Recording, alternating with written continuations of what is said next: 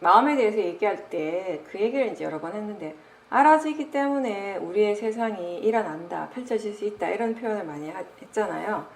그때 그 안다라고 하는 것은 그 육식에 대해서 식에 관한 것이에요. 오온 가운데 식을 얘기를 하는 것이죠. 불교에서는 우리가 인식하는 이 과정을, 우리가 인식하는 이 세상을 18개로서 설명을 하잖아요. 안입이 설신의라는 이 6가지 감각기관이 있고, 그 감각기관과 만나는 대상들이 또 다 있죠. 각각의 대상들이. 그게 바로 색성향, 미촉, 법이죠.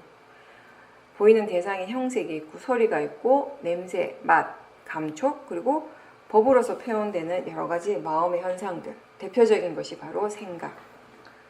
이렇게 6가지 감각기관과 그 대상들이 만나는 순간 각각의 마음들이 또 일어나요. 그걸 우리가 식이라고 합니다.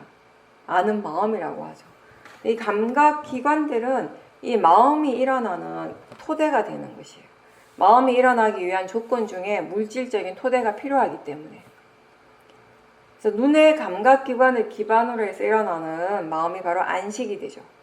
귀의 감각기관을 기반으로 해서 일어나는 마음이 이식. 이렇게 안식, 이식, 비식, 설식, 신식, 의식 6가지 마음이 일어나게 되는 것입니다. 우리에게 경험되는 것, 인식되는 것은 대상과 감각기관, 그리고 이 육식이 서로 부딪혀서 일어나는 것입니다. 이 셋의 만남을 조건으로 일어나는 결과인 것이죠. 그걸 우리가 지금 체험을 하는 것이죠. 근데 이제 이때 이 18기에서 설명을 할 때 아무리 뭔가가 일어나고 있다 하더라도, 바깥에서 일어난다 하더라도 마음이 지금 그거를 알지 못한다면, 인지하지 못하면 우리는 그걸 알 수 없는 거예요. 뭔가를 볼 때 우리의 세상이 이제 일어나는 것이에요. 뭔가를 듣는 순간에 우리의 세상이 일어나고 있는 거예요. 들을 때 맛과 냄새를 알고 느끼고 생각할 때 그렇게 우리의 세상들이 각각 펼쳐지는 것이에요. 마음이 대상을 알기 때문에 우리에게 지금 일어나고 있는 이러한 세상들을 알 수 있게 되는 것입니다. 근데 또 그와 동시에 마음은 또 그 육문의 대상들에 대해서 여러 가지 다양한 반응을 일으킵니다. 이렇게 육문에서 각각의 고유한 작용이 일어나게 되면요, 뭔가 보이고 있고 들리고 맛과 냄새를 알고 생각을 하고 느끼고 이런 작용들이 일어날 때, 그때 지금 보이는 그 대상에 대해서, 형색에 대해서, 또 들리는 소리 그 자체에 대해서, 맛과 냄새에 대해서, 느낌과 생각에 대해서 반응하는 마음들이 있습니까, 없습니까? 당연히 있죠. 이 식이라고 하는 것은 그 자체로서 그냥 작용만 하는 마음이에요. 굉장히 단순한 마음이에요. 대상을 알기만 하는 마음이란 말이죠. 근데 이 마음이 일어남으로 해서 그 다음 마음이 또 어떻게 일어나는가? 이 식이 일어남으로 해서 우리는 지금 뭔가를 보고 있다는 걸 알고 듣고 있다는 걸 알게 되는 것이에요. 그죠?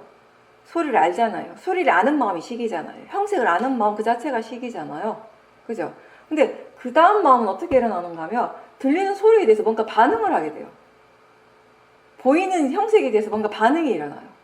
좋아하거나 싫어하거나 무덤덤한 이런 마음들이 일어나죠. 대상을 향해서. 탐심일 때도 있고 진심이 일어나기도 하고 어리석은 마음이 일어나기도 하고 때로는 지혜의 마음이 일어나기도 합니다. 그렇게 이렇게 반응하는 마음들이 일어날 때 이 마음은 지 혼자 안 일어나요. 항상 느낌과 함께 일어나고 또 생각하는 마음도 함께 일어나게 되는 것이에요. 근데 이게 설명을 하니까 이렇게 뭔가가 하나하나 이렇게 일어나나 보다 싶은데 사실 이러한 것들이 순간적으로 쫙 일어나는 거예요. 뭔가를 볼 때 우리가 봄이 일어나는구나, 보는 대상이 뭐구나, 대상에 대해서 마음이 이렇게 반응하네, 하나하나 이렇게 차근차근 일어나는 마음이 아니잖아요. 순식간에 쭉 일어나는 거예요. 쫙 일어나는 순간에 우리가 뭔가 느낌을 느끼게 되는 거예요. 이게 탐심의 느낌일 수도 있고 진심의 느낌일 수도 있고, 이런 탐심의 진심의 느낌은 대상에 대해서 반응하는 마음의 느낌일 것이고, 또 사띠가 있으면 사띠가 있는 느낌이 있고 사띠가 없으면 사띠가 없는 느낌이 있을 것이고요. 또 사띠가 있다 하더라도 그 사띠 하는 마음의 견해가 바를 때의 느낌이 있고요, 바르지 않을 때의 느낌이 있는 것이에요. 수많은 것들이 쫙 일어나요. 근데 아까 본문에서 얘기했을 때 사띠 사마디 그 지혜 힘이 좋을 때는 우리가 미세한 마음의 현상들을 많이 알아차릴 수 있다고 하거든요. 내가 좀 전에 그런 얘기했던 그런 느낌이라든지 각각의 마음의 그런 요소들에 대한 알아차림이 쫙 일어나게 되는 것이에요. 근데 그걸 내가 의도해서 알아차리기란 상당히 어렵죠. 내가 그걸 의도해서 하려고 하면 어려운 게 아니라 불가능하죠, 사실. 그냥 아는 것이에요. 마음이 그냥 일어나고 있고 그걸 그냥 알고 있어요. 어떻게 아는가? 이 많은 것들 어떻게 다 알지라고 설명하라고 그러면 못해요. 마음이 하는 거니까. 근데 안단 말이에요. 그게 바로 이제 수행인 것이죠. 그래서 이렇게 육문의 대상에, 육문에서 여러 가지 작용들이 일어나요. 그리고 그 작용이 일어나고 있을 때 그 육문의 대상에 대해서 색성향 미촉법에 대해서 반응하는 마음들 또한 쉬지 않고 일어납니다. 우리가 뭔가를 알아차린다라고 할 때 그 알아차림은 대체로 뭐예요? 여러 가지가 있겠지만 알아차림이 결국 처음에는 보고 듣고 느끼고 생각하는 육문에서 일어나는 실제하는 작용들에 대한 알아차림이 있을 것이고, 근데 그와 동시에 알아차림이 대체로 어느 쪽으로 많이 가게 되는가 하면 대상들이 일어날 때 대상을 향해서 일어나고 있는 번뇌의 마음을 또 많이 알아차리게 되잖아요. 그만큼 우리한테는 번뇌가 자주 일어나는 마음이기 때문에. 근데 아까 육식에 대해서는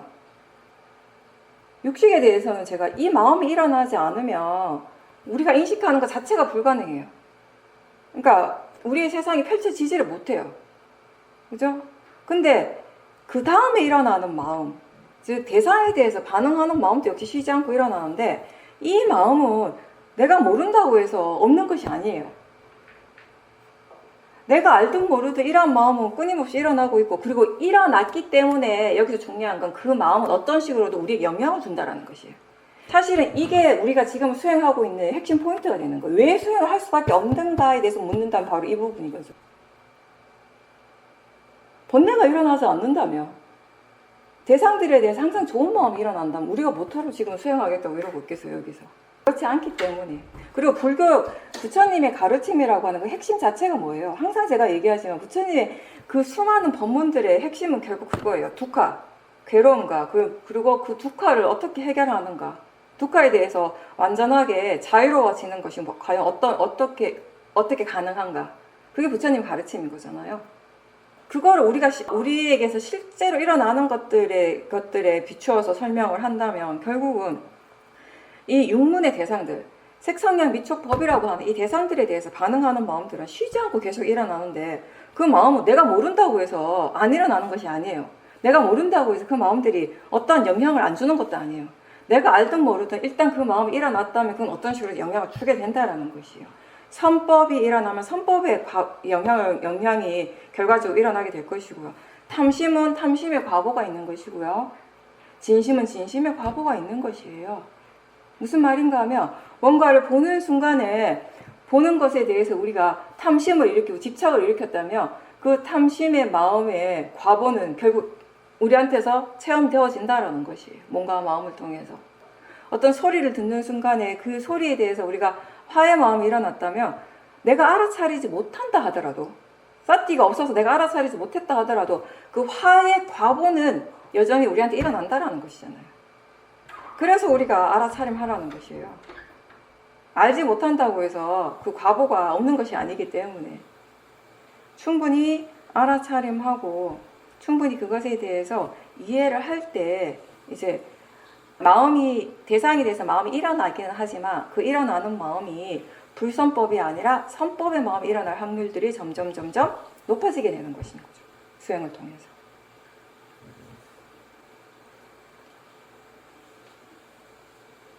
이렇게 대상에 대해서 반응하는 마음들을 최대한 알아차리고 또 왜 그런 식으로 마음이 일어나는지를 분명하게 이해하지 못하게 되면은 우리는 계속해서 그 번뇌에 당할 수밖에 없어요. 그래서 최대한 알아차리도록 노력하는 것입니다. 수행을 한다라고 하는 것은 이러한 마음들을 계속 알아차리고 마음이 대상에 대해서 어떻게 반응하고 느끼고 생각하는지, 마음과 대상이 서로 어떤 관계로서 어떻게 진행하고 있는지에 대해서 계속 지켜보는 것이고요. 또 그렇게 하는 것을 통해서 마음의 성질, 대상의 성질을 이해하고 더불어서 이 둘의 관계를 이해하면서 원인과 결과, 이 자연적 이치를 이해할 수 있게 되는 것입니다. 그리고 수행을 얘기할 때 제일 자주 표현하는 것 중에 하나가 대상과 마음은 항상 함께 일어난다고 합니다. 그죠? 그 의미도 지금 방금 설명한 것과 마찬가지로 두 가지로 나눠서 설명할 수 있어요. 그냥 일반적으로 우리가 대상과 마음은 항상 함께 일어난다라고 하면 수행할 때 대상과 마음은 항상 함께 일어난다라고 하면 그때 그 대상은 뭐예요? 육문에서 일어난 실제한 작용들이겠죠. 그리고 그때 마음은 그 대상들을 알아차리는 마음인 거죠. 근데 이 색성향 미촉법 이 6가지 대상이 감각기관과 만나는 순간에 그 대상을 아는 마음, 식이 항상 함께 일어나잖아요. 그죠? 그때도 마찬가지인 거죠. 색성향 미촉법이라고 하는 이 대상과 이 대상을 아는 마음은 항상 함께 일어나잖아요. 이때도 대상과 마음은 항상 함께 일어나는 것이에요. 근데 우리가 수행할 때, 수행에 대해서 얘기할 때 대상과 마음이 항상 함께 일어난다라고 하는 그때 그 의미는 뭐냐면 보이고 들리는 것, 그 느끼고 생각하고 이러한 실제한 작용들이 일어나는 것, 이 실제한 작용들이 대상이 되는 것이고 그 실제하는 그 작용들을 알아차리는 그 마음, 이 두 가지가 항상 함께 일어난다라는 그런 의미가 되는 것이죠. 대상에 빠지지 말고 대상에 알아차림하라는 얘기를 많이 하죠. 제가 이 얘기를 너무 많이 하기 때문에 이 얘기를 하면서 저는 그냥 너무 당연하니까 계속 했어요. 했는데 갑자기 생각해보니까 수행하신 지 얼마 안 된 분들이 이 차이에 대해서 분명하게 이해를 할까라는 생각이 갑자기 들어가지고 제가 잠깐 설명을 하는데 우리가 대상에 빠지는 것하고 대상 알아차리는 것하고 어떻게 다른가? 결국 이건 뭐죠? 관념을 대상으로 하는가, 실제를 대상으로 하는가에 대한 것이죠. 예를 들어서 뭔가를 보잖아요. 지나가는 사람을 봐요. 그 사람을 보는 순간에 마음이 누구 지나가네 라고 알게 돼요. 그와 동시에 우리 마음이 거기서 딱 멈추지가 않잖아요. 누구네 라고 생각하는 순간에 그 사람과 관련된 여러 가지 기억들이 오토매틱 자동적으로 쫙 일어나요. 그 과정들, 그렇게 마음이 기억하고 생각하는 이런 상해작용들을 있는 그대로 딱 지켜보는 순간에 우리는 정말 뭐가 이렇게 분명하게 알아지는가 하면 와, 이게 정말 내가 아니구나. 나는 절대 그렇게 못한다라는 걸 분명하게 알게 돼요. 그런 수없이 많은 생각들, 그 사람과 관련된 예전에 일어났던 그런 생각들, 평소에는 한 번도 기억하지 않았던 그런 생각들이 순식간에 쫙 일어나는 거예요. 그런 기억들이 자동적으로 떠오르고 그 기억과 관련된 느낌들, 좋은 느낌이나 좋지 않은 느낌들이 일어나요. 근데 그럴 때 계속 우리가 그 생각이 내용을 따라가게 되면 생각은 꼬리를 물고 계속 일어나면서 점점 더 그 내용에 몰입하게 되죠. 점점 더 빠져드는 거예요. 그러면서 그 결과가 어떻게 될까요? 그 번뇌가 일어나게 되는 거예요. 번뇌. 좋은 느낌이 기억을 하고 있는데요. 뭔가 그 사람과 관련된 기억을 하고 있는데 그때의 느낌이 좋다? 이건 거의 탐심이라고 보면 돼요. 그 대상에 대해서 뭔가 마음이 기억을 하고 있는데 그때 느낌이 별로다, 별로 좋지 않다. 거의 그 마음이 도사라고 보시면 돼요. 제가 계속 강조하는 거지만 표현을 좋다라고 표현을 하는데요. 근데 그것도 우리가 좀 유의해야 되는 게 뭐냐면 탐심의 느낌에 대해서 좋다고 표현해요. 근데 지혜의 느낌에 대해서 좋다고 표현해요. 왜냐하면 그렇게 표현할 수밖에 없어요. 말의 언어의 한계이기 때문에. 아니면 탐심의 느낌을 어떻게 표현하겠어요? 뭐라고 표현하시겠어요? 그냥 좋은 거예요. 그죠? 우린 그거 좋다라고 지금까지 알아왔어요. 그렇게 표현하고 살아왔어요. 지혜의 느낌은 어때요? 지혜의 느낌과 탐심의 느낌을 마음이 느끼는 그 순간에는 분명히 달라요. 너무나 달라요. 가장 대표적인 건 뭐냐면 탐심은 분명히 들뜸이 있을 겁니다. 근데 그 번뇌는 굉장히 안정적이에요. 들뜸이 없어요. 그 외에도 수행자 스스로 느끼는 고유한 느낌들이 분명히 있단 말이에요. 근데 그걸 우리가 말로 표현하기가 너무 어렵죠. 각자의 느낌이 있는 거니까. 그냥 단지 느껴지는 그 자체일 뿐이니까. 근데 그걸 말로서 표현하다 보니까 좋다라고 표현하는 거예요. 그 탐심의 느낌도 좋고요. 지혜의 느낌도 좋아요. 근데 그 느낌을 분명하게 구분해서 볼 수 있는 사람한테는 그 느낌이 어떻게 다른지를 아는 거죠. 그게 바로 파라마타예요. 말로 표현할 수는 없지만, 눈으로 볼 수는 없지만, 손으로 만질 수는 없지만, 그래서 이 파라마타라고 하는 이 법을 내가 이걸 다른 사람한테 보여줄 수는 없지만, 각자 그 마음은 아는 것이에요. 이렇게 이 생각이 꼬리에 꼬리를 계속 물고 그 내용에 몰입을 계속 하다 보면 결국 그걸로 인해서 번뇌가 일어나게 되거든요. 그러면서 그런 번뇌 감정들도 점점 더 강해지게 되고, 이게 계속 반복되잖아요. 이게 지금 생각하면 조금 한심해 보이긴 한데, 여러분들이 수행을 몰랐을 때는 삶이 이렇게 그냥 진행되었어요. 당연하게. 이런 사이클이에요. 삶의 사이클, 우리가 살아가는 삶의 이 사이클 자체가 이거였어요. 그냥 다른 게 없었어요. 지금은 이 사이클을 안 따라갈 수 있게 된 거지만, 그래도 여전히 따라갈 때도 많지만, 다만 지금은 어떻게 하면 이걸 안 따라갈 수 있는지에 대해서 이제 알게 된 거죠. 많이 이해하게 된 거죠. 볼 때뿐만 아니라 들을 때도, 느낄 때도, 우리가 맛과 냄새를 알 때도 이렇게 같은 패턴으로 마음은 일어나고 진행을 합니다. 그 소리의 내용에 빠지고, 느낌에 빠져들고, 맛에 집중하고, 냄새에 대해서 뭐 좋아하고 싫어하는 마음들이 계속 일어나는 것이에요. 근데 이게 바로 이제 대상에 빠지는 것이라면, 그럼 대상을 알아차린다라고 하는 건 어떤 것인가? 지금 보고 있다라는 것을 다시 아는 것이에요. 바로 그거예요. 그리고 보이는 대상에 대해서 마음이 뭔가 생각을 일으키고 있다면, 생각하고 있다는 것을 다시 아는 것입니다. 그게 대상을 알아차리는 거예요. 그리고 또 뭐죠? 그렇게 알아차리는 그 마음을 다시 아는 것입니다. 그게 대상을 알아차리는 것입니다. 내용에 집중하지 않고 생각하는 것이 마음이라는 걸 알고 그 마음을 지켜보려고 노력을 할 때 우리가 대상에 빠지지 않게 되는 것이죠. 보고 있다라는 것을 알고 듣고 있다라는 것을 아는 것, 그게 대상을 바르게 알아차림하는 것입니다. 이렇게 바르게 수행을 하면 마음은 대상으로부터 점점 물러나게 돼요. 물러난다는 것은 내가 거기에 개입을 하지 않고 그냥 단지 지켜본다라는 의미죠. 우리가 일단 집중을 덜 하게 되면요, 물러나는 것처럼 확실히 느껴져요. 집중을 굉장히 열심히 하다가 그 집중력이 사라지면 대상으로부터 굉장히 멀어지는 느낌이 들거든요. 그래서 하나의 대상을 고집하지 않고 그냥 마음이 아는 대로, 알아지는 대로 그렇게 알려고 노력할 때, 여러 대상들을 자연스럽게 알게 될 때 마음은 항상 물러나 있는 거예요. 저도 예전에 샤오민을 수행하러 가기 전에 다른 수행센터에서 할 때는 대상을 그러니까 하나의 대상에 굉장히 집중하는 수행을 했다고 했잖아요. 굉장히 오랫동안. 그 집중하는 사마디가 굉장히 강한 수행을 했단 말이에요. 근데 그때 대상에 집중할 때는요, 어떤 느낌이냐면, 그때도 물론 알아차리긴 알아차렸죠. 근데 집중의 힘이 굉장히 강한 알아차림이었죠. 앉아있으면 배를 보고 걸을 땐 발의 느낌에만 집중하는 알아차림이었기 때문에, 그때는 항상 어떤 느낌으로 대상을 보는가 하면, 대상 자체를 굉장히 가까이서 보는 것 같아요. 바로 여기 앞에 딱 두고 보는 것 같아요. 완전히 여기 앞에다 두고, 그리고 굉장히 뚫어지게 쳐다보는 느낌이에요. 그 하나의 대상을. 정말 뚫어지게 쳐다보고 있어요. 제가 예전에 그 얘기 굉장히 많이 했어요. 다리가 저린 아픈 느낌, 3시간 이상씩 앉아 있다 보니까 아프잖아요, 다리가. 한 1시간 20분쯤 지나면 다리가 되게 아프거든요. 그때 그 아픈 감각을 계속 지켜보게 돼요.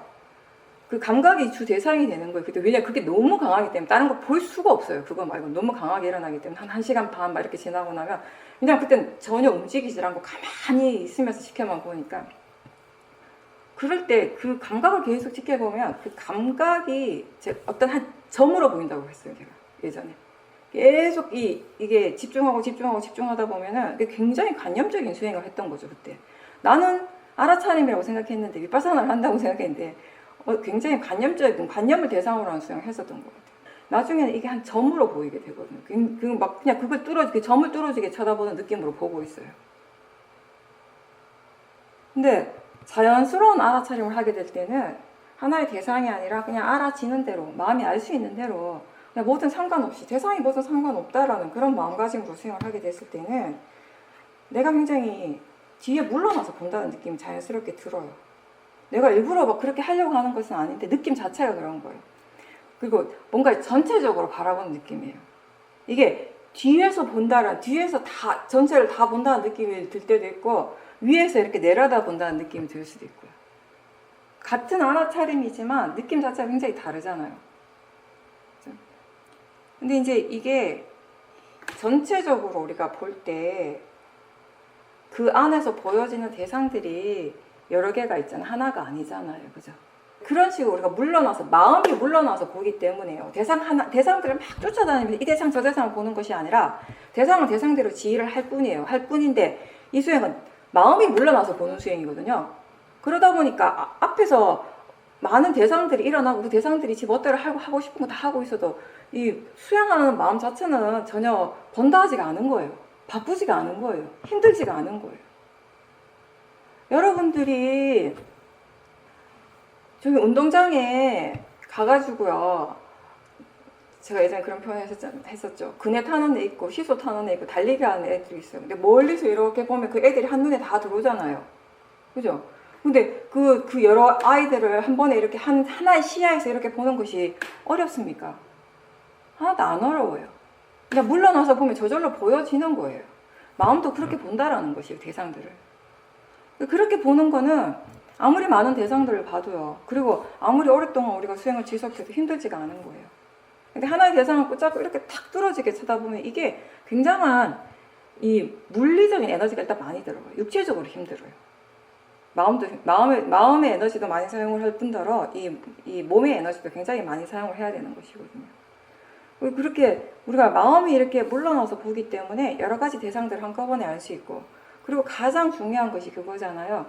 그 대상들이 서로 어떻게 연결이 되어 있는지, 그리고 이 마음과 대상이 서로 어떤 식으로 연결되어 있는지, 그런 것들에 대해서도 우리가 볼 수 있게 되는 거, 알 수 있게 된다는 것이에요. 그게 바로 연기에 대한 이해예요. 자연적 이치에 대한 이해예요. 그래서 자꾸 물러나라고 하는 것이에요. 그래서 자꾸 우리가 집중을 하지 말라고 하는 것이, 하나의 대상에 너무 집중하지 말라고 하는 것입니다.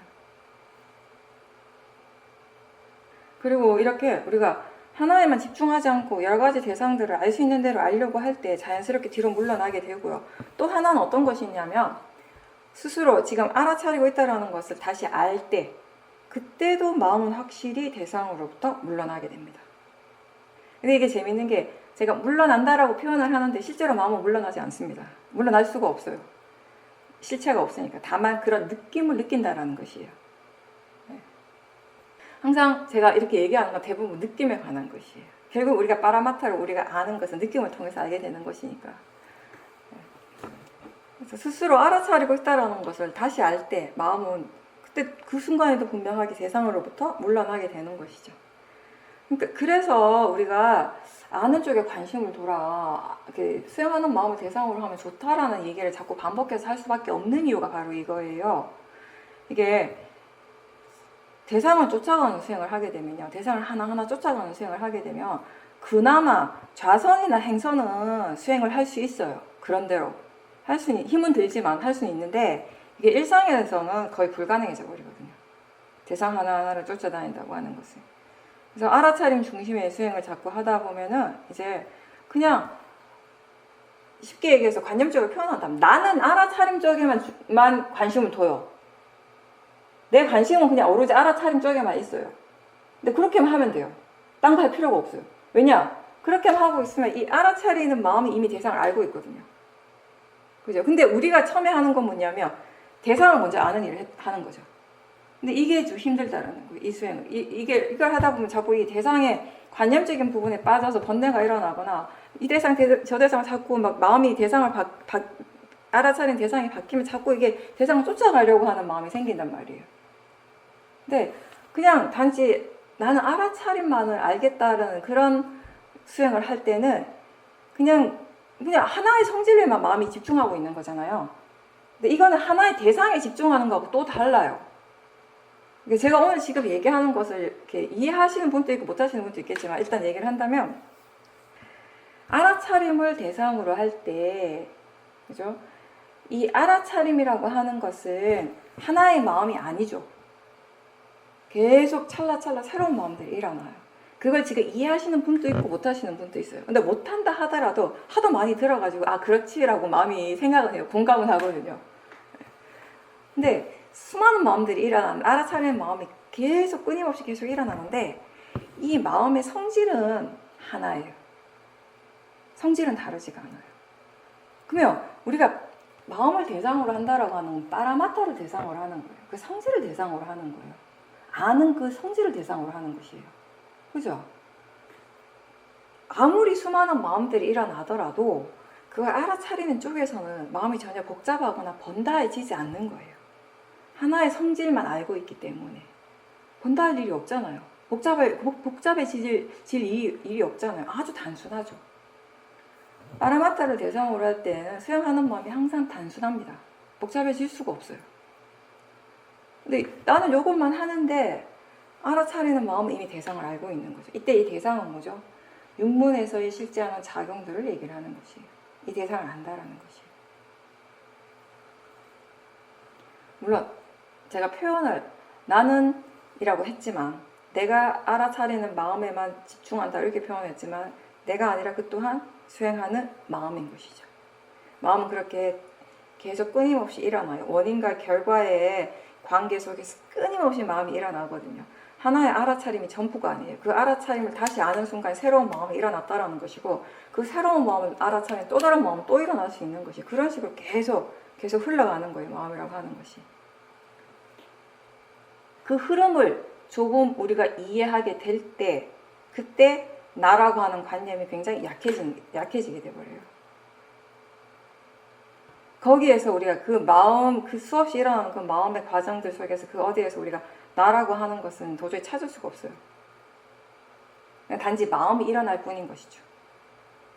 일상에서 우리가 대상을 쫓아가는 수행은 좀 계속 하기가 힘들 수밖에 없어요. 보는 것을 알아차리다 또 듣는 것을 알아차리다 이러다 보면 뭔가 좀 복잡해지잖아요. 좌선을 할 때는 괜찮은데 이게 마음이 번다해지지 않는데 이게 일상생활에서는 굉장히 번다할 수밖에 없거든요. 뭔가 대상들이 우리한테 자극적으로 많은 것들이 오잖아요. 그죠? 그러니까 일상에서 대상을 쫓아가는 수행은 좀 힘든데 그래서 우리가 알아차림 중심의 수행을 하게 되면 많이 힘들지 않게 가볍게 삿대를 유지하기가 쉬워진다라고 표현을 하는 거예요. 근데 그와 동시에 제가 아까 본문에서 얘기한 것처럼 이렇게 아는 쪽에 마음을 두는 것, 아는 마음, 알아차리는 마음을 대상으로 하는데 너무 거기 애를 쓰거나 그렇게 하려고 너무 집중할 필요는 없다는 거예요. 항상 수행의 전제 조건이 뭐죠? 그렇게 될 수 있을 때 하는 거예요. 지금 그 마음이 알아지기 때문에 아는 것이에요. 수동태요, 수동태. 능동태가 아니라. 근데 자꾸 우리가 능동태가 되려고 하는 거예요. 이렇게 수행을 처음 하는 사람들이 더 많이 그래요. 이게 들은 얘기는 많다 보니까, 이거 아는 마음을 봐야 된다 하는데, 이런 생각으로 수행을 하다 보니까, 거기에 엄청 집착을 하는 거예요. 근데 그걸 봤을 때 이러이러한 좋은 점이, 장점이 분명히 있긴 있어요. 근데 그건 결과인 거죠, 결과. 그걸 볼 수 있을 때의 결과를 얘기를 하는 것이에요. 근데 우리가 해야 되는 건 뭐냐면, 특히 수행이 아직 능숙하지 않은 사람들이 해야 되는 건 뭐냐면, 그렇게 볼 수 있는 마음의 조건을 갖추도록 노력해야 되는 거죠. 그게 우선인 거죠. 그건 안 하고, 그건 뭔지 모르면서 처음부터 아는 마음을 봐야지, 이거는 수행을 바르게 하는 것이 절대 아니라는 거예요. 아무리 그 결과가 좋은 결과를 하더라도요, 그 결과가 일어날 수 있는 조건이 갖춰졌을 때 일어나는 것이에요. 그게 법입니다, 법. 법의 이치라고 하는 것이 그거예요. 모든 것이 자연스럽게 일어나는 것이에요. 어떤 것도 억지로 되지 않아요. 그래서 중국 사람들이 그걸 법이라고 한 것 같아요. 물수변이 갈것자예요. 물처럼 흘러가는 거예요. 그렇게 자연스럽게. 억지로 내가 그렇게 만드는 수도 없고요. 내가 그걸 막을 수도 없어요. 그렇게 되어지기 때문에 되는 것입니다. 그게 바로 자연적 이치인 거죠.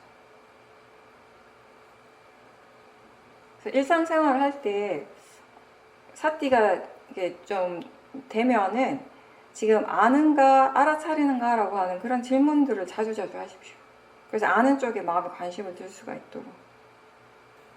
일상에서 수행을 할 때 물론 이거는 자성이나 행선도 마찬가지긴 한데 대상을 찾으려고 하지 말고요. 때로는 대상이 분명하지 않을 수도 있습니다. 근데 그때 질문을 하는 거예요. 알고 있는지. 대상이 뭔지 잘 모르겠다 싶을 때 근데 마음은 수행을 하고 있는 것 같아요. 그럴 때 아는가? 라고 질문을 하세요. 그렇게 해서 사띠가 있다라는 것을 확인만 하시면 됩니다. 대상을 확인하지 말고 사띠를 확인하십시오. 대상 하나하나를 다 알려고 하거나 처음부터 끝까지 다 보려고 하거나 하나의 대상을 분명하게 내가 내 성에 찰 때까지 다 보려고 하는 그런 수행은 일상에서 수행을 유지하기가 굉장히 어려워요. 이미 나의 욕심이 들어간 거죠, 사실은. 처음에는 이제 대상 중심으로 하다가 이제 알아차림 중심으로 수행을 할 수 있도록 마음의 조건이 갖추어졌다면, 준비가 충분히 되었다면, 그런 이제 수행의 어떤 지혜들이 충분히 갖추어져 있다면, 그렇게 알아차림 중심의 수행을 하고, 알아차리는 마음에 계속 관심을 두고, 그렇게 했을 때 우리가 견해를 바르게 유지하는 데도 훨씬 도움이 될 것이고요. 이 마음의 성질을 이해하는 데도 도움이 될 것입니다. 알아차림을 하면서 아는 것은 분명 마음의 일, 내 안에서 일어나는 것이 분명한데, 그렇다면 대상은 어떤가? 소리라든지 보이는 것이라든지 이러한 것들이 과연 저 바깥에서 일어나고 있는지, 아니면 그 또한 내 안에서 일어나고 있는 것인지, 이런 것들에 대해서 이제 궁금증을 가지고 계속 수행을 했다라고 하셨습니다. 우리한테 중요한 건 뭐냐면 그거예요. 그때 제가 그런 표현을 한 것도 뭐냐면, 근데 바깥에 그런 세상이 일어난다 하더라도 이거였어요. 있다 하더라도 실제로 그게 우리한테 정말 중요한 것은 뭐냐면 우리 마음에 의해서 알아질 때라는 것이에요. 불교에서도 바로 그걸 얘기를 한다라고 했잖아요. 저 바깥에서 아무리 많은 것들이 일어난다 하더라도 결국 우리한테 중요한 거는 그 대상을 인식하는 마음이라고요. 중요한 거는 지금 보살님이 얘기하신 것처럼 사실 우리가 계속 마음을 계속 관찰하고 대상과 마음을 관찰하고 하다 보면, 예전에는 수행하기 전에 또 수행을 처음 했을 때는 뭔가 소리가 들린다거나 뭔가 바깥에 뭔가 보이거나 이런 것이 있을 때 그게 바깥의 일이라고 생각했잖아요. 느낌이라든지 감각들이 일어날 땐 그건 내 안에서 일어난다라고 생각했어요. 생각이 일어날 때 내 안의 것이라고 생각했는데, 뭔가 소리가 들릴 때, 뭔가 보일 때 이런 것들은 우리 마음이 어때요? 저 바깥으로 나갔잖아요. 소리가 저 바깥에서 일어난다라고 생각했고 보이는 것이 저 바깥에 있다라고 그렇게 믿었기 때문에. 근데 점점 그러한 것들이 변했죠. 어떤 식으로 변했는가 하면은 결국 소리가 들리긴 들려요. 들리긴 들리는데 그 소리 우리가 어디서 압니까? 여기서 알아요. 마음에서 알아요. 지금은. 뭔가 보이고 있다라는 거 분명히 알아요. 뭐가 보이는지 다 알아요. 근데 그런 것들을 예전처럼 마음의 관심이, 마음이 쭉 바깥으로 대상적으로 쭉 나가는 것이 아니라 마음에서 알고 있잖아요. 그렇게 알 때, 그리고 중요한 것은 뭐냐면 그런 대상들을 알아차리는 마음, 그 마음의 견해가 어떤가, 어떤 마음으로 이 대상을 아는가, 견해가 바른 그런 마음으로 대상을 할 때와 바르지 않을 때 대상을 할 때 어떤 차이가 있는가, 우리의 관심은 바로 이거예요. 그리고 이렇게 지금 이 대상, 알아진 이 대상의 성질이란 게 뭔가, 빠라마타가 뭔가, 이 마음의 성질은 뭔가, 대상과 마음은 어떤 관계에서 일어나는가, 우리의 관심은 여기에 집중되는 거예요. 그리고 우리한테 중요한 건 뭐냐, 지금 그런 것들이 마음에 의해서 어떤 식으로 인식되고 있는가에 관한 것이라는 거죠.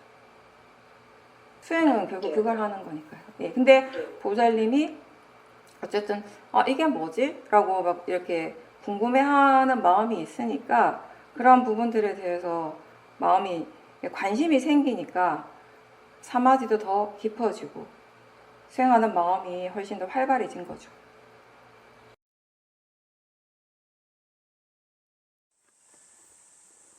경전에서 보면 부처님께서 오온을 설명하실 때 이 오온을 주로 파초나 아지랑이 이런 곳에 이제 비유를 많이 하셨는데, 이제 그런 비유를 하신 게 결국 이 오온의 성질이 무상고 무아라는 것을 말씀하시기 위한 비유였냐고 이렇게 질문하셨습니다. 네, 삼법인의 성질이에요. 그게 결국 무아라고 하는 거. 그걸 무상고 무아에 대한 것을 비유하신 거예요. 우리는 결국에 그게 이 색수상행식이라고 하는 이런 마음의 작용들, 물질의 작용들이 일어날 때 이 몸도 나라고 믿어왔잖아요. 지금 그것도 있어요, 아직까지. 나라고 믿는 마음들이 여전히 예전만큼 아주 강하지는 않겠지만 여전히 많이 남아있고, 그리고 이제 느낌에 대해서든지 수상행식, 이 각각의 마음의 작용에 대해서도 마찬가지예요. 근데 그렇게 비유하신 거는 다른 게 아니라 결국 이러한 것들 중에 이 어떠한 것에도 이걸 나라고 믿고 나라고 생각하고 그걸 붙잡고 집착할 만한 것은 따로 없다라는 것을 표현하신 거예요. 비유하신 거예요. 아지랑이가 우리가 있는 것 같지만 그냥 사라져버리는 거, 실체가 없이 사라져버리는 거잖아요. 파초는 왜 그런가 하면요. 왜 그 파초의 비유가 많이 나오는가 하면요. 이 파초가 그냥 보면 되게 두껍잖아요. 그러니까 커요. 이게 충분히 크게 되면 엄청 굵어지고 크거든요. 되게 높아지고. 그렇게 큰 나무, 큰 막 굵은 나무가 생기려면 그 안에 뭔가 무슨 심지가, 굵은 심지가 있을 것 같잖아요.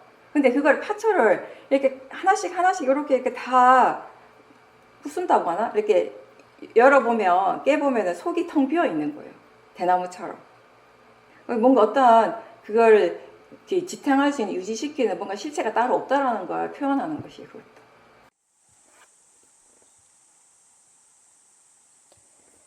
집에서 혼자 법문을 들으면서 본인의 그 수행하는 마음의 상태를 점검을 하게 됐는데, 지금은 내가 수행하기 위해서 특별한 노력을 기울이지 않아도 마음이 이미 자연스럽게 노력하고 있다고 그렇게 알아졌다라고 하셨고요.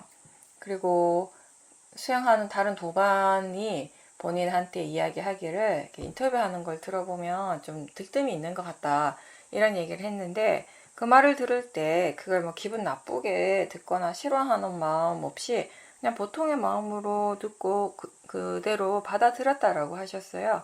마음이니까 뭐 그럴 수도 있고 또 계속해서 변하는 것이 이제 마음의 성질이니까, 그러면서 어쨌든 바른 방향으로 계속 하고 있다면 뭐 그게 전부가 아닌가라고 이런 생각을 했다고 하셨습니다.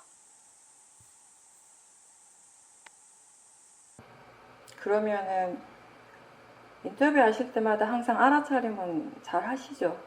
그때 그 순간순간 일어나는 마음이야 어떻게 할 수가 없죠. 그거는 그 조건에 따라서 일어나는 것이니까. 근데 제가 궁금한 건 뭐냐면, 그렇다면 보살님이 지금 그분이 얘기한 것처럼 보살님 스스로도 본인이 인터뷰를 할 때 알아차림 함으로써 아 내가 이렇게 들뜸이 있구나를 자주자주 알아차리셨냐고요. 그리고 만약에 자주 알아차리셨다면 그것에 대해서 보살님은 어떤 식으로 대처를 하고 있는가요?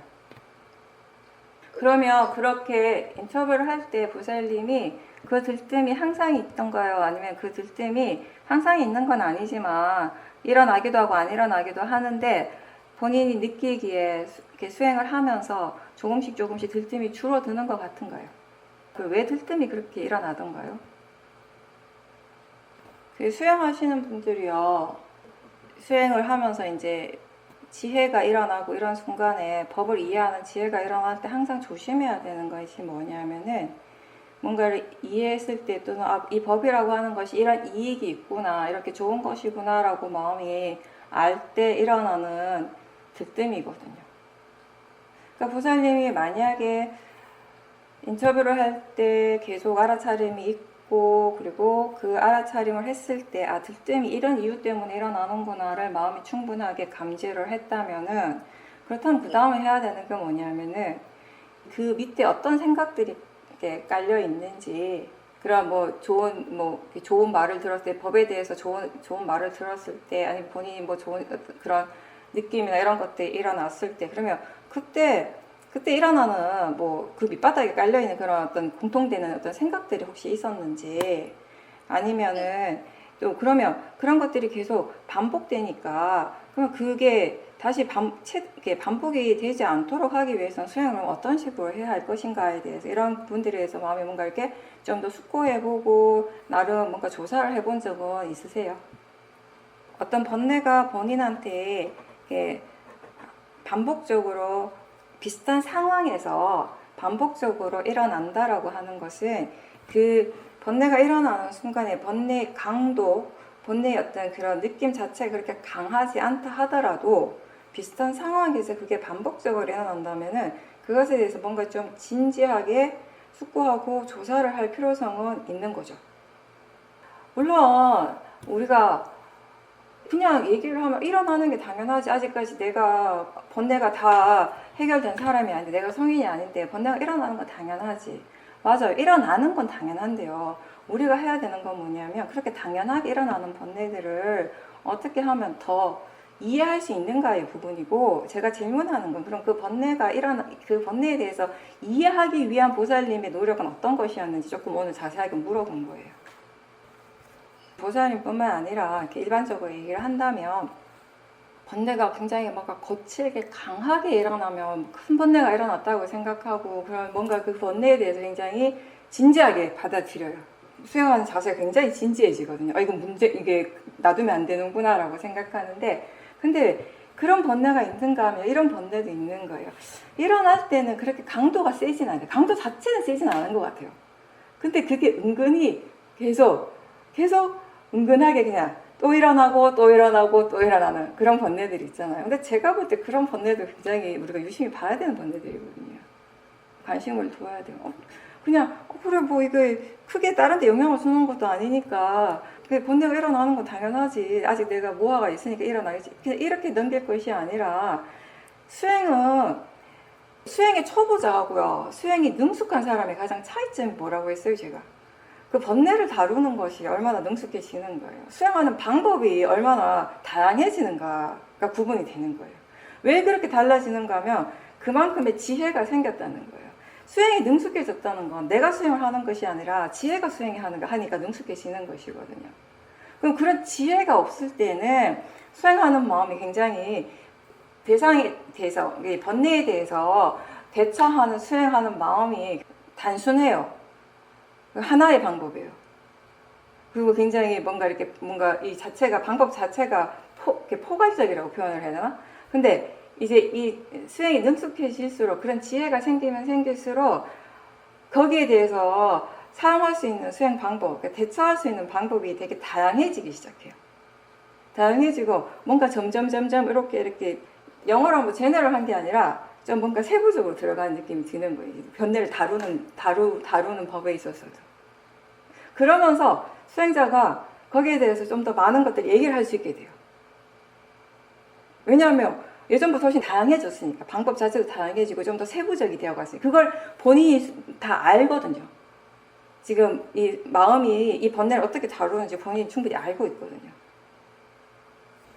이제 보살님께서 그 부분에 대해서 한번 좀 더 관심을 가지고 한번 지켜보세요. 지금까지는 일어나고 있다는 건 알았지만 본인이 별로 관심을 안 줬을 수는 있어요. 이게 또 관심을 두고 안 두고가 크게 차이가 나거든요. 수행하는 마음의 그 질에는. 지금 사티가 충분히 이어지고 있고요.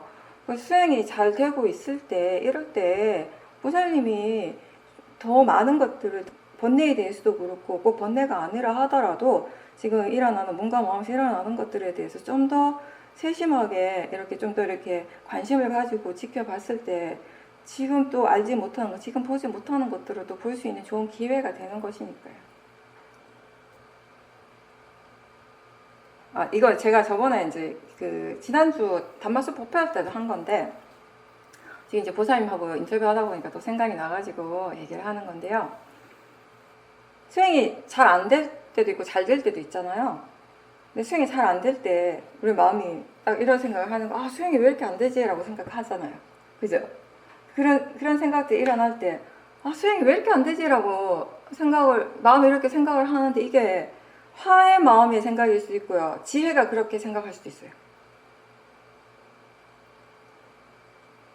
도사가 일어났다라고 하는 건, 화의 마음으로 이렇게 생각하는 거는 안 되는 것에, 수행의 상태가 지금 마음에 안 들고 지금 잘 안 되는 것에 대한 화예요. 화. 불만족스러움. 왜 이것밖에 못해? 이게 되는 거예요. 근데 지혜의 마음이 수행이 왜 안 되지라고 마음이 생각을 할 때는 불만족스러움이 아니에요. 화가 아니라 그때 뭐냐면 왜 수행이 왜 이렇게 잘 안 되지라고 진짜 궁금해하는 거예요. 수행이 잘 안 되는 마음의 상태가 안 좋은 진짜 이유, 그 원인에 대해서 궁금해가지고 물어보는 거예요. 궁금하면 물어보잖아요. 나한테 일어나는 건데 내가 이해가 안 돼요. 아, 왜 이렇지? 이렇게 물어보는 거예요. 근데 이게 화의 마음일 수도 있고 지혜의 마음일 수도 있다는 거죠. 근데 화의 마음이 아, 왜 이렇게 수행이 안 되지? 라고 생각을 하면 이거는 아, 빨리 여기서 벗어나고 싶어요. 그죠? 빨리 이 상태에서 벗어나가지고 수행 잘하고 싶은 거예요. 어서 빨리 좋은 마음이 막 일어나야 된다라고 생각을 하는 거죠. 근데 지혜는 그게 아니라는 거예요. 아, 왜 마음의 상태가 이렇게 되지? 이 전에 어떤 생각을 했었지? 이전에 어떤 마음들이 일어났었지? 이전에 대상들에 대해서 마음이 어떻게 생각하고 있었지? 그때 느낌은 좋았나? 나빴나? 아, 견해는 어땠지? 견해가 발랐나? 볼 때 보는 쪽에 견해가 발랐을까? 생각할 때 그 생각이 내용에 빠지지 않았나? 이런 것들을 마음이 막 생각하는 거예요. 왜? 지금 마음의 상태, 지금 수행이 잘 안 되는 이 마음의 상태는 갑자기 불쑥 올라온 게 아니에요. 그 앞에 일어났던 수행하는 마음과 연결되어 있는 거거든요. 그러니까 마음이 궁금하니까 그걸 조사를 하는 거예요. 조사를 한다라고 하는 건 이 앞에 마음들이 어떻게 일어났는가에 대해서 본다는 것이에요. 떠올려 본다라는 것이죠. 대상에 대해서 마음이 느끼며 생각이 어땠고 수행하는 마음이 혹시 번뇌가 있지 않았는지, 그리고 수행하는 그 과정에서 마음이 무엇을 놓쳤는지, 이런 부분들에 대해서 다시 돌이켜보고 점검을 하는 거예요. 그게 바로 이제 담마위자가 되는 것이에요. 그래서 지금 일어나고 진행되는 모든 법에 대해서 마음이 뭔가 이렇게 검토를 해보는 것이에요. 왜 그런가 궁금하기 때문에, 왜 그런가 이해하고 싶어 하기 때문에 이렇게 물어보는 거죠. 근데 그렇게 우리가 화가 아니라 그냥 진짜 이게 궁금해가지고 아, 왜 그렇지? 라고 그런 궁금함을 가지고 수행을 하게 되면요, 어떤 것들이 달라지는가 하면 그 마음 자체가, 수행하는 마음 자체가 굉장히 활발해져요. 그러니까 이미 이제 수행하는 마음의 상태가 좋아진 거예요. 사실은 본인은 아직까지 못 느낄 수 있지만 이미 좋아진 거예요. 그런 활발함이 있다라는 것 자체가. 그렇게 마음이 좀 더 활발해지고 지혜를 가지고 이제 수행을 하게 되면은 더 많은 미세한 대상들에 대해서 또 알아차림을 할 수 있게 되는 것이거든요. 사마디하고 지혜가 있으면. 그런 사마디와 지혜가 있기 때문에, 사티 사마디 지혜가 함께 일어나기 때문에 왜 지금 마음의 상태가 안 좋은지를 알게 되는 것이에요. 그래서 우리가 이 사티가 이어질 때에도 지금 일어나는 마음의 상태, 대상에 대해서 반응하는 마음들, 여러 가지 수행하는 마음, 이런 부분들에 대해서 마음이 궁금해 한다면은 그거 자체가 지혜라는 얘기를 계속 했어요. 그럼 지혜가 함께 있기 때문에 수행하는 마음의 질이 점점 더 좋아질 수 있게 되는 것이거든요. 근데 그냥 이게 그게 자연적 이치야, 대상일 뿐이야 라고 생각해서 그렇지 라고 넘어가 버린다면 거기서 멈춰버리잖아요. 그렇죠? 당연히 자연적 이치고 대상의 이치는 대상일 뿐인 건 맞죠. 맞긴 맞는데 그 안에서도 우리가 봐야 될 걸, 알 수 있는 것들은 많다라는 것이에요. 내가 뭘 놓쳤는가, 마음이 뭘 놓쳤는가를 점점 더 알아가야 된다라는 거죠. 그런 것들을 통해서 이제 또 새로운 지혜가 개발되는 것이거든요. 욕심에 대해서 어떤 때는 욕심 이런 마음은 좋지 않은 거니까 이게 안 생기도록 노력을 해야겠다라고 마음이 그렇게 생각할 때가 있고, 또 어떨 때는 그 욕심을 버리기 싫어하는 마음이 있다고 하셨어요. 내가 이렇게 좋아하는 것을 꼭 이걸 포기해야 하나 하는 그런 생각 때문에 일어나는 갈등이 있다고 하셨습니다. 내가 굳이 이 탐진치를 다 완전하게 없애야 되는가, 이런 생각들을 할 때도 있다고 하셨습니다. 그럴 수 있죠. 충분히 그럴 수 있죠. 마음이. 네. 마음의 질이 굉장히 좋을 때, 수행이 잘 될 때는 내가 계속 정말 평생 수행만 하고 마지막 순간까지 수행만 하고 열심히 살아야겠다, 이런 생각도 들잖아요. 그 마음인 거예요. 근데 지금 마음은 또 아유 내가 뭐 열심히 해가지고 뭐 꼭 뭐 열반을 꼭 이뤄야 되는 것도 아니고 그냥 그냥 일상을 살아가는 생활을 인으로서 딱 이 정도만 해도 뭐 충분히 괜찮은데 뭐 꼭 내가 이 좋아하는 이 음악을 포기하면서까지 이렇게 계속 해야 되나 이런 생각 들 수는 있죠. 들 수 있는데 사실은 그것도 마음이고요. 그렇게 생각하는 것도 마음이고 수행이 정말 잘 될 때 아 정말 수행이 나한테 가장 가치 있고 이게 가장 이익이 되는 것이고 딴 거 다 필요 없다 난 이것만 하고 살아야겠다라고 생각하는 그 순간에 그것도 사실은 마음이거든요. 저번 인터뷰하고 계속 연결되는 것 같은데 같은 맥락인 것 같은데 아마 보살님께서 워낙 이제 그 음악 듣는 걸 많이 좋아하시다가 보니까 지금 그게 지금 막 이렇게 풀렸어요. 이 탐심이 그동안 이렇게 차근차근 잘 이렇게 다독다독 해놨는데 이렇게 팍 누르는 건 아니었지만 그래도 조금 이렇게 다독다독 해가지고 수행하시면서 그래 이거 대상이지 그 자연적 이치지 뭐 이게 좋은 건 아니지 뭐 이러면서 이렇게 많이 마음을 이렇게 다독거려놨는데 얘가 지금 이 그 저번에 그 방클라이반 때문에 이거 팍 이제 지금 폭발하신 것 같은데 이게 포기를 하고 안 하고는 어차피 또 보살님 결정이에요. 보살님 마음이 결정을 하는 건데, 근데 어떤 상황, 어떤 걸 하든지 간에 상관없이 보살님 하나만 기억하시면 돼요. 지금 일어나는 이 마음도 역시 대상이다. 지금 일어나는 이 생각도 역시 마음이다. 마음이고 대상이다. 지금 그것 때문에 계속 힘드신 거예요. 음악이 나를 힘들게 하는 게 아니라 음악 듣고 싶은 것 때문에 힘든 게 아니라 사실은 가장 근본적인 거는 근본적인 원인은 어디에서 시작되는가 하면 지금 여러 가지 생각들이 막 복잡하게 일어나거든요. 근데 그 생각을 지금 대상으로 전혀 보지 못하세요. 물론 지금 아무래도 이 탐심이 예전보다 좀 강해졌기 때문에 번뇌가 있기 때문에 생각을 대상으로 보는 것이 어렵겠죠. 쉽지는 않은데 그래도 충분히 지금 수영 오랫동안 하셨고 이런 정도는 하실 수 있으니까 이 생각을 열심히 지켜봐야지 이런 느낌이 아니라 그냥 가볍게 그냥 툭툭툭툭 건드리는 느낌으로 하세요. 아 이런 마음 일어나네. 아 이렇게 생각하네. 이런 정도로. 근데 그게 있는 것과 없는 것이 또 차이가 있거든요. 그냥 단순히 그냥 생각할 때, 아, 뭐 이거 포기해도 안 되나? 이거 이거 내가 하고 싶은 거 이거 계속 하고 싶은데 이런저런 생각이 나잖아요. 그죠? 이런 생각이 일어날 때, 그 생각만 계속 하는 것 하고요. 그런 생각이 일어날 때마다 그래도 가볍게라도, 아, 마음이 이렇게 생각하는구나. 이게 마음이지. 그냥 생각이지. 이렇게 한 번씩 이렇게 툭툭툭툭 건드려 주는 거하고 또 차이가 있거든요. 번뇌는 번뇌대로 일어나요. 그거는 내가 어떻게 할 수가 없어요. 근데 보살님은 이쪽에서 어떻게든 그거에 대해서 가볍게 수행을 해주시라는 거예요. 이게 지금 뭔가 진지하게 뭘 하는 것이 아니라 가볍게 하는 것이거든요. 사실은 사람들이 워낙 이 번뇌에 대해서 말을 많이 듣기 때문에 탐심이 번뇌지, 아 번뇌는 안 좋은 거지, 번뇌의 마음은 빨리 우리가 이렇게 사라져야지 이런 생각들을 하게 되지만 사실은 많은 사람들이 이 탐심이 자기 자신에게서 일어나고 있을 때 어떤 뭐 들리는 소리라든지 보이는 형식이라든지 느낌, 맛, 냄새 이런 것에 대한 탐심이 일어날 때 그 탐심을 계속 갖고 싶어 해요. 그래서 유지하고 싶어 하는 마음들이 여전히 많습니다. 그게 우리에게 일어나고 있는 그대로의 모습이에요. 아, 이게 번뇌야. 이게 바르지 않는 마음이라고 생각하는 그것보다 우리가 알아차려야 될 건 뭐냐면 실제로 일어나고 있는 바로 그 마음이고 그 생각이거든요.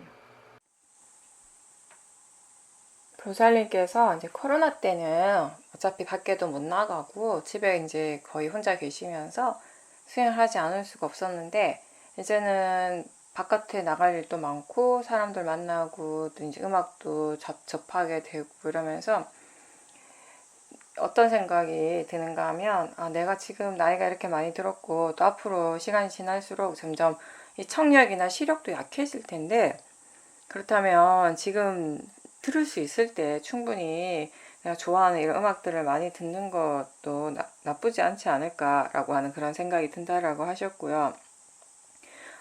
그런 마음이 들 때는 정말 내가 이런 탐심을 다 끊어야 하나 라고 하는 그런 의심, 그런 생각도 든다라고 하셨습니다.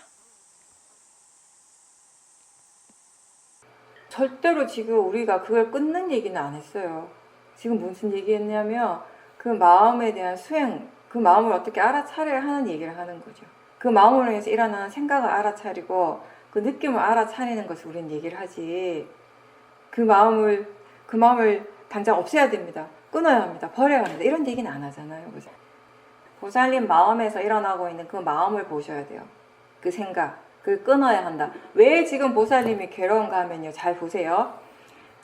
이 수행의 목적이 뭐죠? 지혜를 개발하는 거예요. 우리가 왜 알아차리는가, 왜 이렇게 끊임없이 우리는 사티를 해야 하는가 라고 했을 때 이 사티를 통해서 우리 좋은 마음들을 개발할 수 있게 되는 것이에요. 가장 대표적인 그 오력의 마음들 우리가 개발하게 되고 사무량심이라고 하는 이런 좋은 마음들을 결국 사티에서부터 출발을 하게 되는 것이거든요. 알아차림을 기반으로 해서 이런 사마디, 지혜, 바른 노력 이런 것들, 신심 이런 것들이 이제 일어나게 되는데, 근데 지혜를 개발하는 것하고요, 이 번뇌를 없애야 하는 것하고 다른 거잖아요.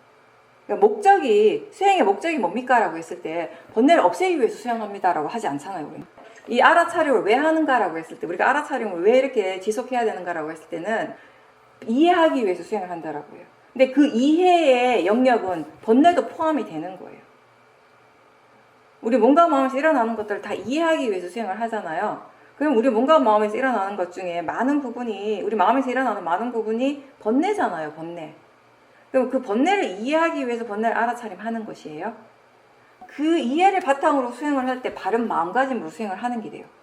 왜 우리가 수행의 목적에 대해서 이게 너무 간단하고 이 단순한 거 왜 반복해서 얘기하는가 하면은, 목적에 대해서 마음이 잘못 생각하게 되면 거기에서 견해가 바르지 않게 돼버려요. 그러니까 이해하기 위해서, 지혜를 개발하기 위해서 수행을 한다라고 그 마음가짐으로 수행을 하게 되면 설사 번뇌가 일어나더라도요, 그 번뇌를 지켜보는 마음이 힘들지가 않아요. 왜? 지금 이 번뇌가 없애야 될 대상이 아닌 거예요. 빨리 사라져야 될 대상이 아니라 지켜봐야 될 대상이고 이해해야 될 대상이니까. 이해를 하려면 일단 지켜봐야 될 거 아니에요. 보지도 않는데 어떻게 이해를 하겠어요. 그죠? 얘가 어떻게 일어나고 뭐 어떻게 진행되는지 내가 하나도 모르는데 뭘 이해를 하겠어요. 이해하기 위해서 보는 거예요. 그래서. 근데 번뇌를 없애기 위해서 수행을 한다라고 하면 마음가짐도 달라지는 거예요. 번뇌가 일어날 때마다 이건 뭔가 잘못된 것인 거예요. 빨리 빨리 없애야 되는 것이에요. 그러니까 이 번뇌가 일어났다라고 아는 순간에 마음이 이미 화가 나는 거예요. 도사가 일어나고 빨리 사라지게 하고 싶은 탐심이 일어나는 거예요. 그러니까 이 수행이라고 하는 것이 부처님 말씀하신 대로 탐진치를 없애가는 과정이라고 했는데, 그렇게 되기 위해서 가장 중요한 건 수행하는 마음에 탐진치가 없어야 되는데, 지금 수행에 대한 목적을 바르게 이해하지 못하고 마음가짐이 바르지 않으니까 수행하는 마음에 탐진치가 바로 일어나 버리잖아요. 그래서 수행의 목적을 바르게 이해해야 된다는 말을 계속 하는 거예요. 왜 수행해야 되는가를 우리가 분명하게 알 때, 그게 수행하는 마음에 딱 중심이 될 때 이 견해가 바르게 되거든요. 그래서 보살님 마음 저 밑에는 이거 빨리 없애야 되는데 이게 잘못된 건데 하는 그런 마음이 강하게 일어나는데, 또 실제 또 여기에서는 이게 너무 좋은 거예요. 없애기 싫은 거예요. 이 두 마음이 충돌하는 거예요, 지금. 그게 너무 힘드신 거예요. 그러면 보살님이 먼저 하셔야 될 거 뭐냐면, 안 없어져도 돼요. 안 없어도 되고 일단 이 번뇌를 지켜보고 번뇌를 알아차림하면 된다. 알아차림하고, 그리고 그 통해서 번뇌를 이해하기 위해서 내가 수행을 하는 것이지, 이거 없애기 위해 수행하는 것이 아니라고 하는 거. 우리가 수행을 계속해 나가다 보면요, 결과적으로 우리가 체험을 하게 되는 것이 뭐냐? 결과적으로 체험하는 것이 뭐냐면 탐진치가 약해져요.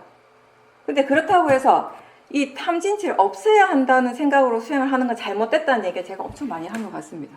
탐진치를 없앤다라고 하는 그거는요, 이렇게 우리가 바르게 수행을 했을 때 결과가 그렇다라는 거예요. 결과가. 근데 항상 그 얘기하지, 결과에 대해서 생각하는 것이 아니라 지금 과정에 대해서 생각을 하라고 그러잖아요. 그리고 이렇게 알아차리는 것의 궁극적인 목적은 뭐냐면 이해하기 위한 것이에요.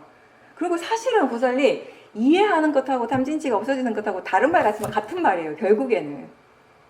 근데 우리 마음이 어떻게 생각하는가에 따라서 전혀 다르게 일어나요. 그것도 재밌어요.